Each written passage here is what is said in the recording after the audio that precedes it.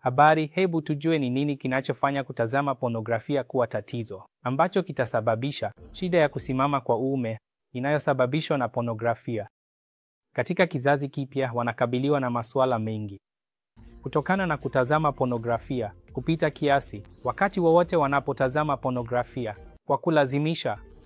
Hiyo itasababisha shida ya kusimama kwa uume inayosababishwa na pornografia, hasa ikiwa wanatazama kwa saa 3 hadi 4 kwa siku na wanatoka kazini na wanakabiliwa na matatizo ya mifumo ya usingizi na hata kutoka kazini.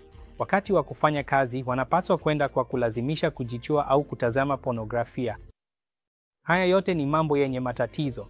Kwa hivyo, labda watu wanaweza kupunguza kutazama pornografia hii kutazama kwa kulazimisha.